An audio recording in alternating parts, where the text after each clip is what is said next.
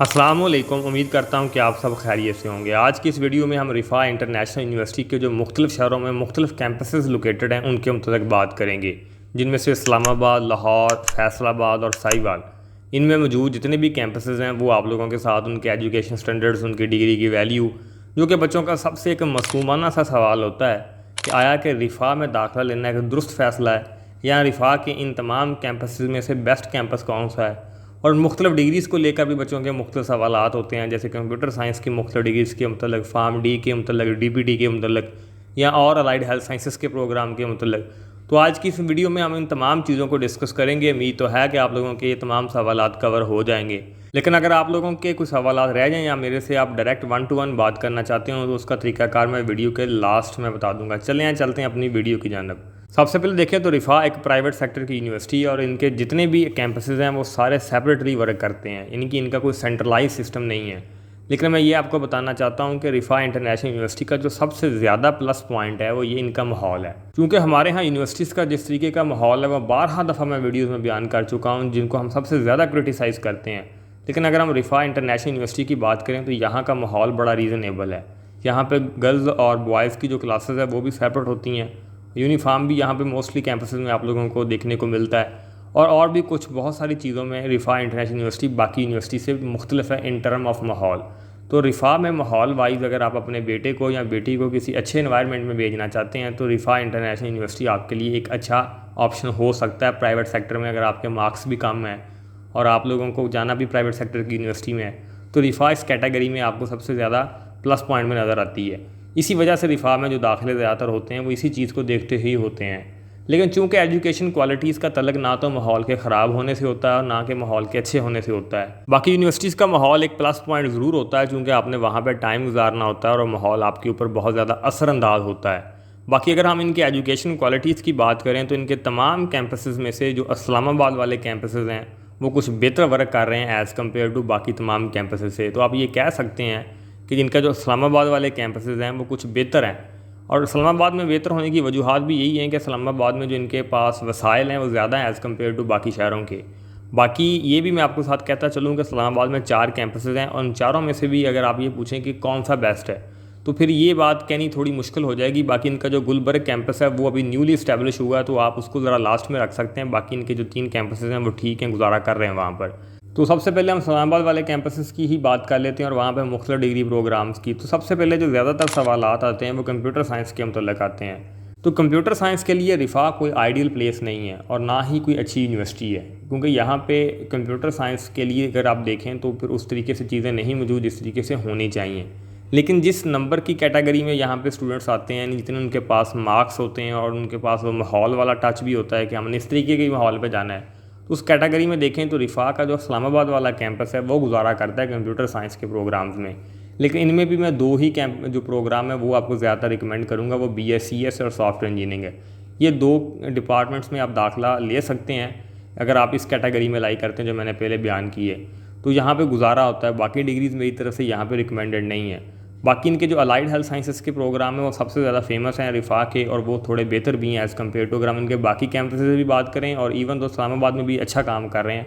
तो allied health sciences की degree की प्रोग्राम की जो डिग्री वैल्यू वर्थ है, यानी उनका फ्यूचर स्कोप है, वो एक अलग एंड अदर डिस्कशन है कि आपको इनमें से किस प्रोग्राम में जाना चाहिए, किस में नहीं जाना चाहिए। लेकिन इन शॉर्ट में बोलूँ तो इनके जो अलाइड हेल्थ साइंसेस के प्रोग्राम है वहाँ पे आप ज़रूर दाखिला ले सकते हैं। इसी तरीके से नर्सिंग यहाँ पे करवाई जाती है, वो भी रिकमेंडेड है, वहाँ भी आप दाखिला ले सकते हैं। इस्लामाबाद वाले कैंपस की मैं बात कर रहा हूँ। तो ये अलाइड हेल्थ साइंसेस और नर्सिंग के लिए ये ठीक है। बाकी फार्म डी भी ये बाकी कैंपस से यहाँ से चीज़ें बेहतर हैं, लेकिन ये एक कोई आइडियल प्लेस नहीं है फार्म डी के लिए। अगर आपका किसी और बेहतर यूनिवर्सिटी में दाखिला होता हो तो उसकी तरफ आपको जाना चाहिए। लेकिन मार्क्स चूँकि काम होते हैं बच्चों को जो इनकी तरफ आते हैं तो पहले उनको भी देखना चाहिए। फार्म डी हर एक के लिए डिग्री नहीं है, फिर भी चलें अगर आपने पढ़ना हो और फार्म डी ही करनी हो तो इस्लामाबाद वाले कैंपस में फिर भी कुछ चीज़ें समझ में आती हैं, यहाँ से आप कर सकते हो। बाकी ये इनके इस्लामाबाद वाले कैंपस की बात करूँ, ये उन मैंने डिपार्टमेंट्स का जिक्र किया है जो सबसे ज़्यादा सवाल पूछे जाते हैं। बाकी अगर हम बात करें इनके बाकी कैंपसेस की और लाहौर वाले कैंपस की बात करें तो लाहौर वाले कैंपस का जो सबसे ज़्यादा मशहूर प्रोग्राम है वो उनका DVM का प्रोग्राम है। और प्राइवेट सेक्टर में DVM अगर आपने करनी हो तो लाहौर एक बेहतर ऑप्शन है आपके लिए, लाहौर वाला इनका कैंपस।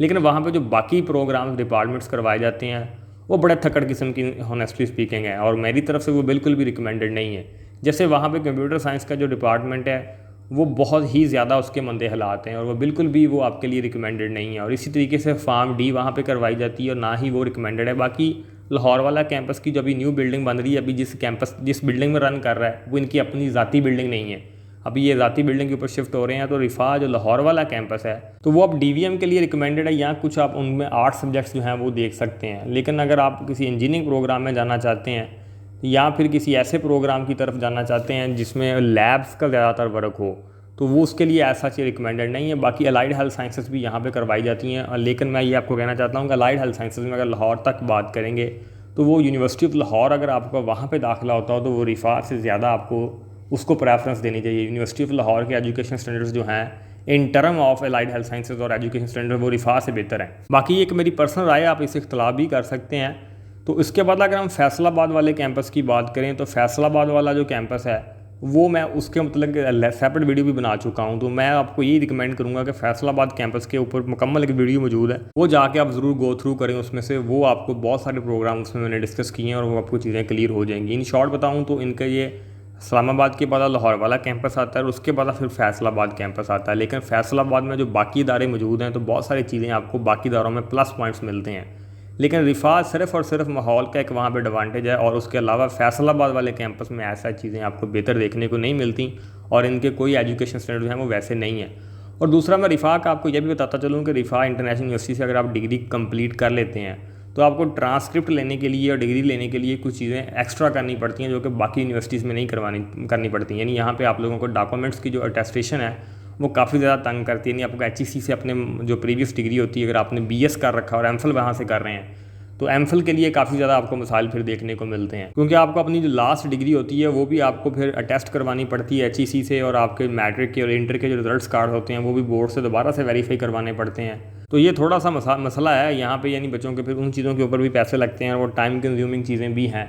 तो बाकी पाकिस्तान की जितनी भी यूनिवर्सिटीज़ हैं उनमें मोस्टली में ये सीन्स नहीं है, वहाँ पे आपको डिग्री हासिल करने के लिए सारा कुछ नहीं करना पड़ता। तो ये भी थोड़ा सी रिफा जो है वो थोड़ी सी सेपरेट है बाकी चीज़ों से। बाकी इन यूनिवर्सिटीज़ में एंट्री टेस्ट नाम की चीज़ जो होती है वो एक जस्ट अ फॉर्मेलिटी होती है। एंट्री टेस्ट में कोई भी मतलब ऐसा चीज़ नहीं है कि बहुत ज़्यादा मुश्किल एंट्री टेस्ट आपसे कंडक्ट किया जाता है। तो यहाँ पे पहले आइए पहले पाइए वाला सवाल होता है। आपके पास अगर पैसे हैं और आपके मार्क्स इतने हैं, इतने मतलब 60% तक हैं, तो आपका इजीली दाखिला हो जाता है रिफा में।